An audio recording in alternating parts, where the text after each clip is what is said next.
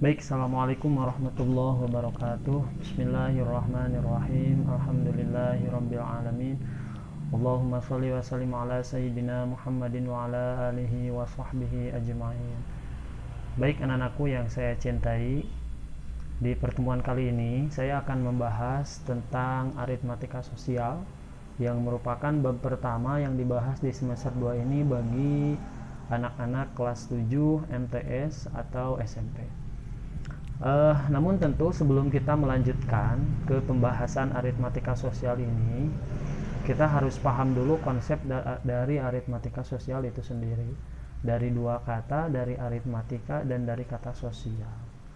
Mungkin kita asing mendengar kata aritmatika, namun ya sudahlah, yang jelas ada kata sosial. Kalau sosial itu yang berarti interaksi antara satu orang dengan orang lain. Berarti kita akan mempelajari hitungan-hitungan matematika yang berkaitan dengan kehidupan kita sehari-hari. Secara definisi, aritmatika sosial itu adalah cabang ilmu yang mempelajari tentang matematika pada kehidupan, yang mencakup materinya diantaranya yaitu tentang harga pembelian. Ketika kita membeli barang, itu ada harga, kemudian ada juga harga penjualan, tentang untung dan rugi. Itu artinya kita akan mempelajari bagaimana seseorang pedagang itu memperoleh keuntungan dan bagaimana seorang pedagang itu memperoleh kerugian. Ya, tentu kita tahu ketika kita membahas harga pembelian berarti harga yang kita beli, kita sebagai pembeli berarti harga pembelian yang kita peroleh. Kemudian harga penjualan, ya ketika seorang penjual itu menjual barang, dia memberikan harga, yaitulah harga penjualan. Kemudian untung itu terjadi ketika harga penjualan lebih besar daripada harga pembelian. Kemudian rugi terjadi ketika harga penjualan lebih kecil daripada harga pembelian. Kemudian setelah itu kita akan membahas tentang rabat, bruto, neto, dan tara. Kemudian ada diskon atau potongan harga, ada bunga tunggal, dan ada angsuran pinjaman. Namun agar materi ini mudah dicerna, maka untuk pertemuan kali ini saya akan hanya membahas tentang harga pembelian dan harga penjualan. Harga pembelian tadi sudah ya, itu berarti harga yang kita peroleh ketika kita membeli barang. Nah, namun kejadiannya bagaimana jika harga pembelian itu tidak diketahui?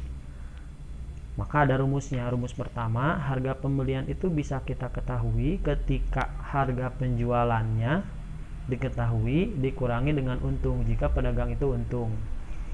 Namun ketika dia rugi, maka harga pembelian bisa diperoleh dengan rumus harga penjualan ditambah rugi.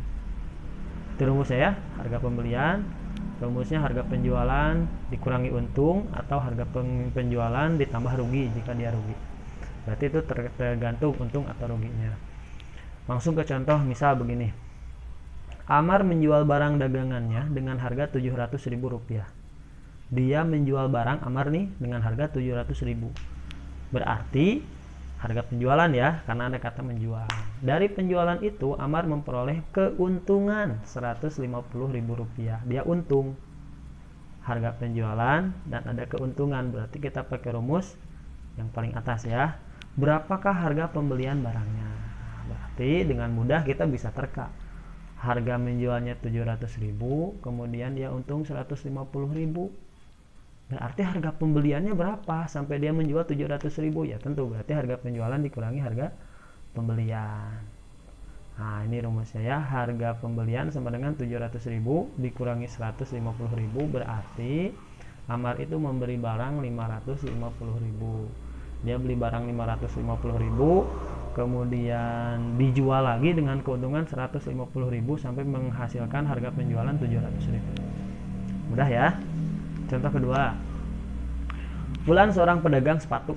Suatu hari dia memperoleh kerugian yang cukup besar, yaitu Rp300.000. Rugi nih, ruginya 300.000. Dari satu kodi pasang sepatu. Satu kodi itu berapa?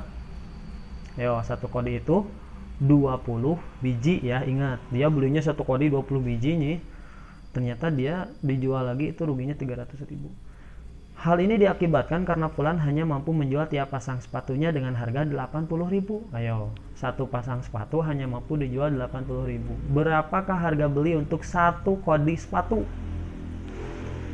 Dia beli sepatu satu kodi, ternyata di keterangannya dia rugi 300.000. dia hanya mampu menjual 80.000 per sepatu. Nah, berarti harus kita cari nih. Kalau satu sepatunya 80.000, berarti satu kodenya berapa? Nih ada nih jawabannya di sini. Harga pembeliannya 80.000. Kalau harga pembelian ditanyakan, berarti harga penjualan dikurangi maaf ya. Ini salah ngetik nih.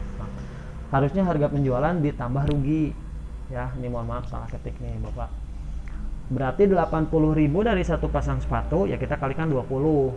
Berarti 8 kali 2 16. Berarti 1.600.000 dia harga pembelian sepatunya, harga penjualan sepatunya. Ditambah ruginya 150.000. Mohon maaf ya. Ini ditambah ruginya 300.000 nih. Dia ruginya 300.000, beli sepatunya, harga menjual sepatunya hanya mampu 80.000 per sepatu. Maka harga pembeliannya adalah ya tinggal dijumlahkan saja 1.600.000 ditambah 300.000. Dia harga pembeliannya adalah 1.800.000 rupiah. Ini mohon maaf ya, saya salah ketik nih. Nah, itu tentang harga pembelian. Jadi rumusnya 2, harga pembelian ketika dia untung ya harga penjualan dikurangi untung, kalau dia rugi ya harga penjualan ditambah rugi. Sekarang yang kedua tentang harga penjualan. Nah, harga penjualan rumusnya, harga penjualan itu bisa diperoleh ketika harga pembelian ditambah untung. Beda ya. Kalau tadi dikurangi, sana ditambah. Harga pembelian ditambah untung, atau kalau dia rugi ya harga penjualan sama dengan harga pembelian dikurangi rugi. Contoh, koperasi sekolah membeli suatu barang dengan harga Rp500.000. Membeli barang berarti harga pembelian ya. Apabila koperasi sekolah itu menginginkan untung, dia pengen untung Rp350.000, maka barang itu harus dijual dengan harga berapa? Belinya 500, pengen untung 3,5, ya berarti pakai rumus yang paling atas. Harga pembelian ditambah untung, berapa itu? Iya, ini jawabannya ada ya. 500.000 tambah 350.000 berarti harga penjualannya biar untung segitu ya harus 850.000. Oke, contoh satu lagi terakhir. Ibu membeli 50 buah kue seharga Rp100.000. Satu hari kemudian kue tersebut terjual habis. Wah, hebat nih, satu hari udah terjual semuanya. Untung yang didapat adalah Rp50.000. Maka harga jual untuk satu kuenya berapa? Ibu beli 50 kue, harganya Rp100.000. Untung Rp50.000. Yang ditanyakan harga jual, tapi untuk setiap satu kuenya berapa? Berarti gimana? Ya sama rumusnya. Berarti untuk memperoleh harga penjualan ya harga pembelian kita tambah dengan harga penjualan. Namun setelah itu karena ditanyakan harga satu kue ya tinggal kita bagi saja 50. Nih ada nih jawabannya. Nah ini 100.000 ditambah 50.000 jadi 150.000. Kemudian karena yang ditanyakan harga jual untuk satu kue, maka 150.000 dibagi 50 kue. Artinya satu kuenya ibu mampu menjual sebanyak Rp3.000.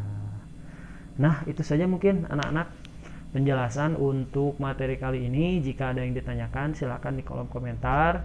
Kemudian untuk kehadiran silahkan like dan subscribe ya. Silahkan di kolom komentar dituliskan nama dan kelas saya hadir. Kemudian untuk tugasnya dan untuk pengayaan materi silahkan nanti kalian buka lagi Google Classroom-nya, nanti dilihat dari Google Form yang akan saya share ya, langsung dijawab saja di sana.